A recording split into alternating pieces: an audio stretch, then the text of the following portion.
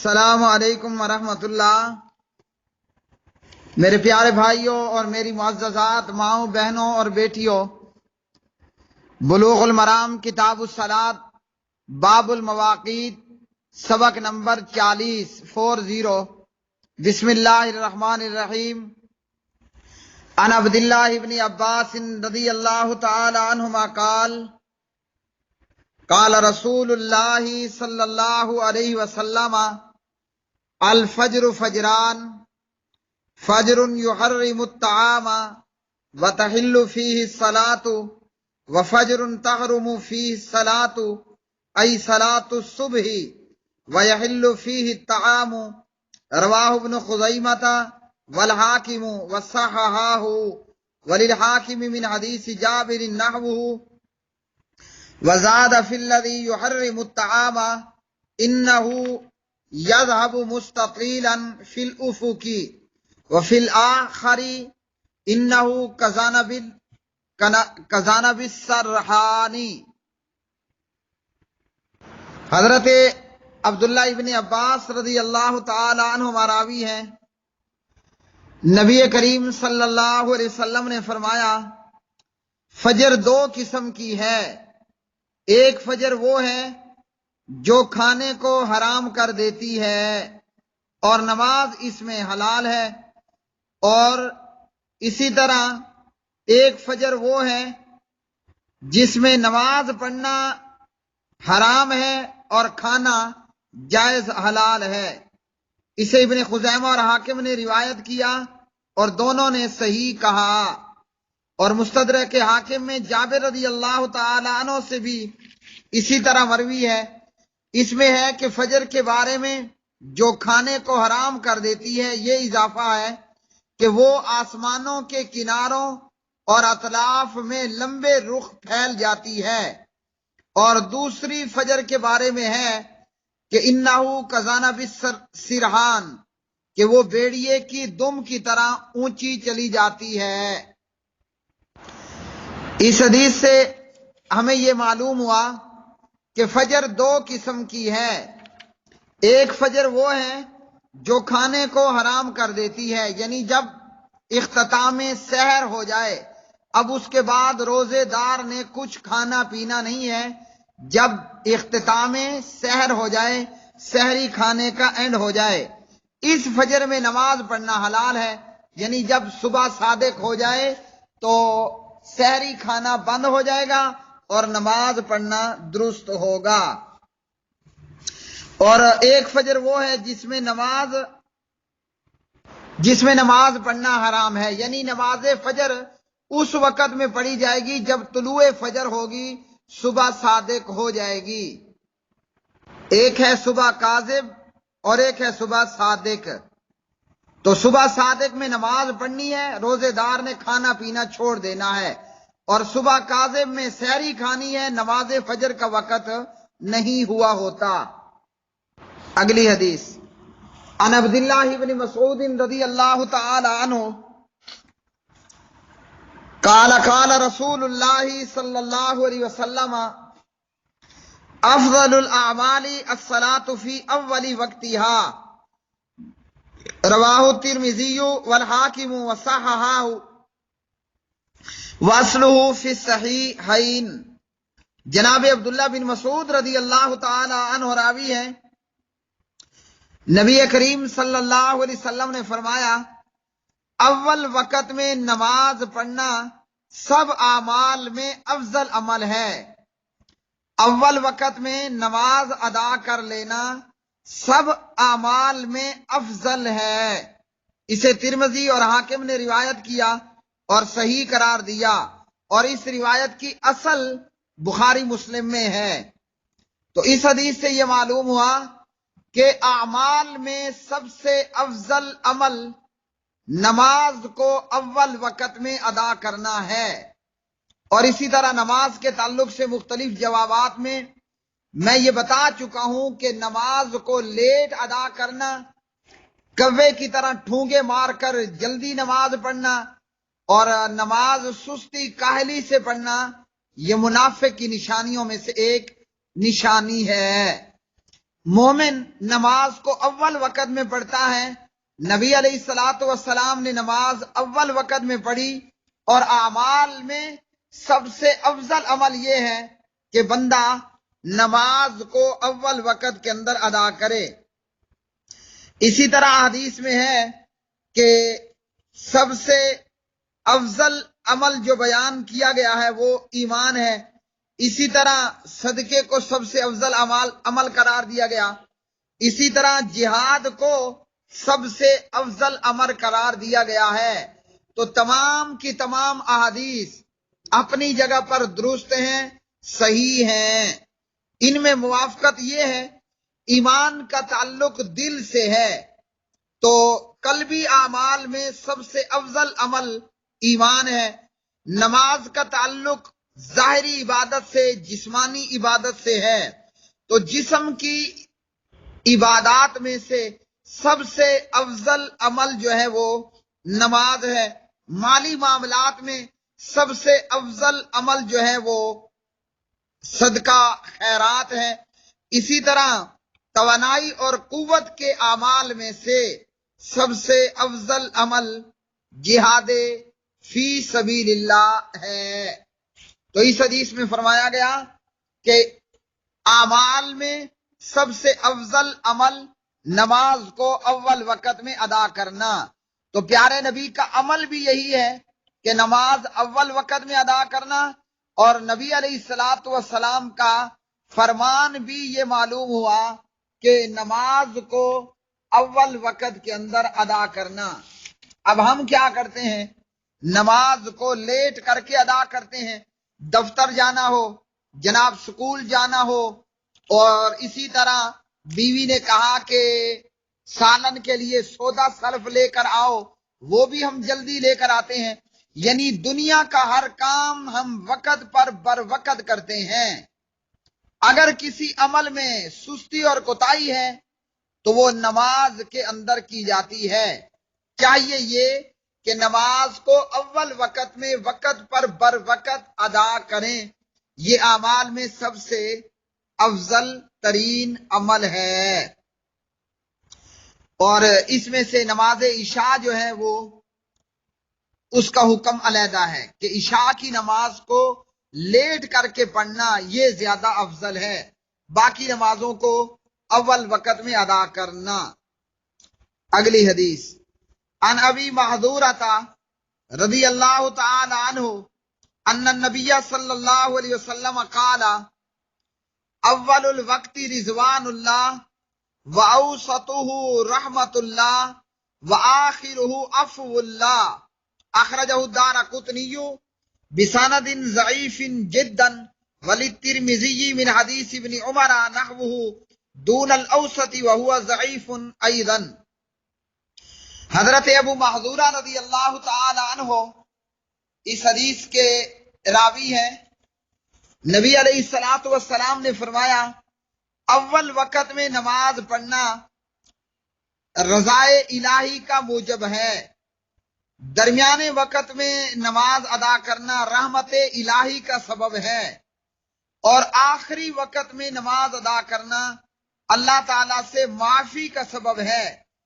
اسے دارقطنی نے انتہائی ضعیف سند کے ساتھ روایت کیا، اور ترمذی میں ابن عمر کی حدیث بھی اسی طرح ہے، اس میں اوسط درمیانے درجے کے الفاظ نہیں ہیں، لیکن روایت وہ بھی ضعیف ہے۔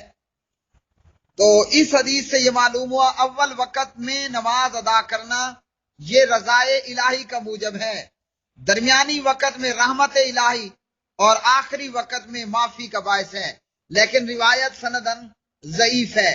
صحیح بات یہی ہے کہ نماز کو اول وقت پر ادا کرنا یہ افضل عمل ہے، اور منافق کی یہ نشانیاں ہیں کہ وہ نماز لیٹ پڑھتا ہے، سستی کر کے پڑھتا ہے، نماز کے وقت کا معاملہ ہو یا نماز کی ادائیگی کا، دونوں چیزوں میں منافق نماز چوری کرتا ہے۔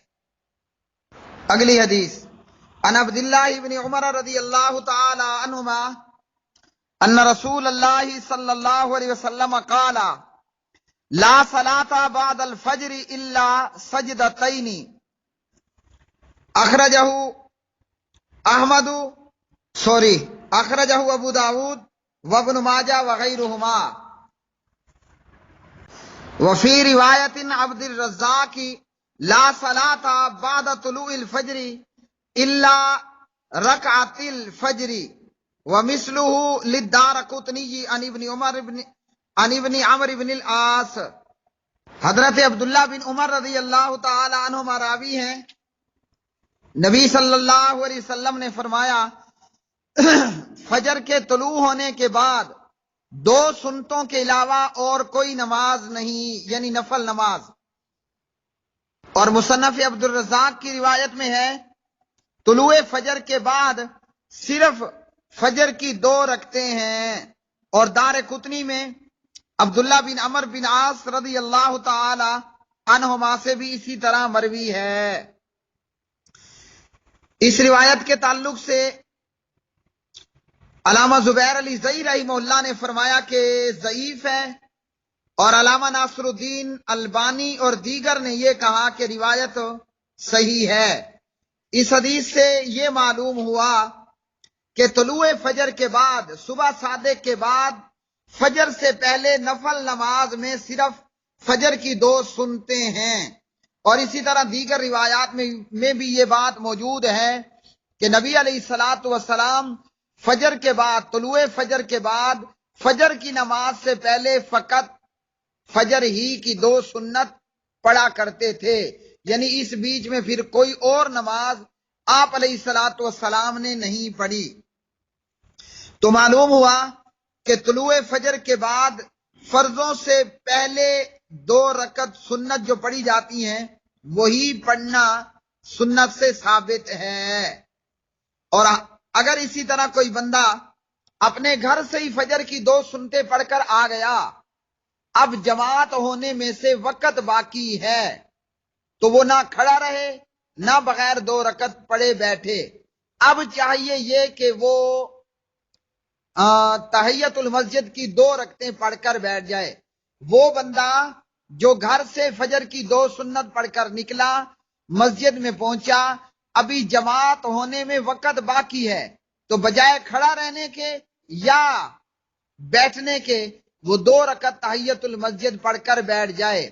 اسی طرح اگر کوئی بندہ نماز فجر کے لیے آیا تو اس نے فرضوں سے پہلے 2 رکعت سنت پڑھ لی، فجر کی 2 سنت، تو اب یہی فقط پڑھنا کافی ہے۔ اب فجر سے پہلے ان 2 رکعت فجر کی سنت کے علاوہ مزید کوئی رکعت نہ پڑھے، بلکہ بیٹھ جائے اور نماز فجر با جماعت ادا کرے۔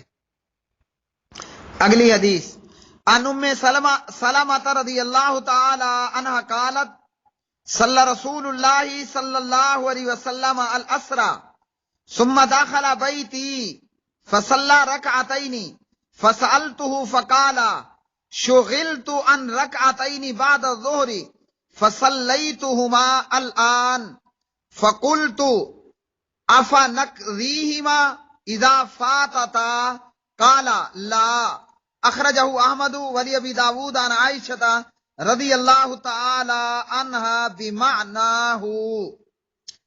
ام المومنین ام سلمہ رضی اللہ تعالی عنہ راویہ ہیں، نبی علیہ الصلاۃ والسلام نماز عصر پڑھ کر، یعنی مسجد نبوی میں نماز عصر پڑھا کر فرماتی ہیں میرے حجرے میں، میرے گھر میں تشریف لائے اور آ کر آپ نے 2 رکعت نماز ادا فرمائی، تو میں نے نبی علیہ الصلاۃ والسلام سے اس متعلق پوچھا کہ اس وقت میں عصر کے بعد 2 رکعت، آپ علیہ الصلاۃ والسلام نے فرمایا کہ ظہر کی فرضوں کے بعد جو 2 سنت مؤکدہ تھی وہ مشغولیت کی وجہ سے میں نہیں پڑھ سکا، اور وہی میں نے اب پڑھی ہیں۔ تو ام سلمہ فرماتی ہیں رضی اللہ تعالی عنہا کہ اگر یہ 2 سنتیں قضا ہو جائیں تو کیا ہم بھی عصر کے بعد ظہر کی 2 سنت یا جو قضا نماز ہے وہ پڑھ سکتے ہیں؟ نبی علیہ الصلاۃ والسلام نے فرمایا نہیں۔ پیارے بھائیو، اس حدیث سے یہ معلوم ہوا کہ پیارے نبی علیہ الصلاۃ والسلام نے سنت مؤکدہ کی قضا دی ہے۔ اور دیگر احادیث میں ہے کہ وفد اور ملاقات کے لیے آنے والوں کی وجہ سے زور کے بعد کی سنتیں نہیں پڑھ سکا تھا، وہ اب میں نے پڑھی ہیں۔ اس حدیث سے ہمیں ایک بڑی خوبصورت بات یہ معلوم ہوئی کہ جب بندے نے فرض نماز پڑھ لی ہے اور اس وقت میں مہمان آ گئے تو چاہیے یہ کہ وہ سنت نماز کو چھوڑ دے اور مہمانوں کو وقت دے، ملاقات کے لیے آنے والوں کو وقت دے۔ یہاں ہمارے معاشرے میں ہم نے کئی دفعہ یہ پریکٹیکلی دیکھا کہ مہمان بیٹھے انتظار کر رہے ہیں اور حضرت صاحب جو ہے وہ نماز فرما رہے ہیں، نماز پڑھ رہے ہیں، سنت نفل نماز وغیرہ، یا حضرت جی جو ہے وہ قرآن مجید کی تلاوت فرما رہے ہیں، اور ملاقات کے لیے آنے والوں کو یا مہمانوں کو کہا جاتا ہے کہ جناب آپ ویٹ کرو، اور مہمانوں کو انتظار کروایا جاتا ہے۔ محمد الرسول اللہ صلی اللہ علیہ وسلم کی یہ سنت معلوم ہوئی کہ مہمان آ گئے تو آپ نے نماز چھوڑ دی، مہمانوں کو اور ملاقاتیوں کو وقت دیا۔ اسی طرح اس حدیث سے ہمیں یہ معلوم ہوا کہ نبی علیہ الصلوۃ والسلام نے اس روایت میں فرمایا کہ کوئی اور عصر کے بعد قضا نماز نہیں پڑھ سکتا، سنت کی قضائی نہیں دے سکتا وغیرہ۔ تو یہ جو الفاظ ہیں افنقضیہما اذا فاتتا، حافظ ابن حجر اور اسی طرح امام بیہقی رحمہم اللہ تعالی فرماتے ہیں کہ افنقضیہما اذا فاتتا، کہ کیا ہم بھی قضائی دے سکتے ہیں، یہ الفاظ ضعیف ہیں اور غیر محفوظ ہیں، یعنی یہ الفاظ ثابت نہیں۔ تو کوئی بھی مسلمان مومن نمازی اگر اس کی سنت نماز رہ رہی ہے، فرض نماز رہ رہی ہے، تو وہ نماز عصر کے بعد اس نماز کی قضائی دے سکتا ہے۔ جو رہ گئی نماز ہے، سنت ہے، فرض وغیرہ جو بھی ہے، اس کو پڑھ سکتا ہے۔ جیسے پیچھے سبق میں یہ بیان ہو چکا، فجر اور عصر کے بعد، فجر کی 2 سنت پڑھنا، عصر کے بعد قضا نماز پڑھنا وغیرہ۔ میرے پیارے بھائیو، یہ تھا سبق نمبر 4040۔ آج کے سبق سے ہمیں معلوم ہوا فجر 2 قسم کی ہے۔ ایک فجر وہ جو کھانے کو حرام کر دیتی ہے، یعنی جب اختتام سحر ہو جائے، اور دوسری فجر وہ ہے کہ جس میں نماز حرام ہوتی ہے، یعنی ابھی صبح صادق نہیں ہوئی، صبح کاذب اور صبح صادق۔ آج کے سبق سے معلوم ہوا اعمال میں سب سے افضل عمل نماز کو اول وقت میں ادا کرنا، اور اسی طرح نماز فجر سے پہلے، طلوع فجر کے بعد صرف فجر ہی کی 2 سنت کا پڑھنا۔ آج کے سبق سے ہمیں معلوم ہوا کہ نماز عصر کے بعد سنت نماز کی جو رہ گئی ہے اس کی قضائی، اس کو قضا کر کے پڑھ سکتے ہیں، اور نبی علیہ الصلوۃ والسلام نے پڑھی۔ وآخر دعوانا ان الحمد للہ رب العالمین۔